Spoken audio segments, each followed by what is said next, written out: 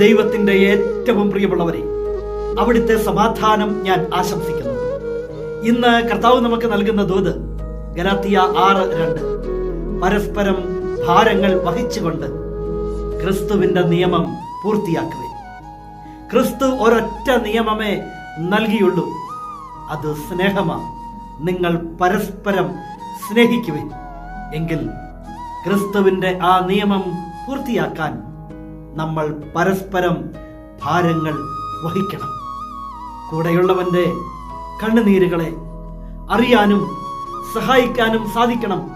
കുറവുകൾ ഉള്ളവർ ഉണ്ടായിരിക്കും, ദുഃഖങ്ങൾ ഉള്ളവരുണ്ടായിരിക്കും, വലിയ സങ്കടക്കടലിലൂടെ കടന്നു പോകുന്നവർ ഉണ്ടായിരിക്കും, രോഗികൾ ഉണ്ടായിരിക്കാം, സാമ്പത്തിക ബാധ്യതകൾ ഉള്ളവരുണ്ടായിരിക്കാം, നിരവധിയായ പ്രശ്നങ്ങളിലൂടെ കടന്നു പോകുന്നവർ ഉണ്ടായിരിക്കാം.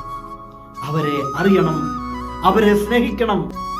അവരുടെ ഭാരങ്ങൾ വഹിക്കാനുള്ള ഒരു മനസ്സുണ്ടാകണം.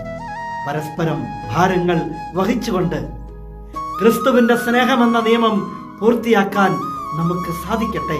ഈ നോമ്പുകാലം അതിന് നമ്മെ എല്ലാവരെയും ശക്തിപ്പെടുത്തട്ടെ. കരുണാമയനായ ദൈവം നമ്മെ എല്ലാവരെയും സമൃദ്ധിയായി അനുഗ്രഹിക്കട്ടെ.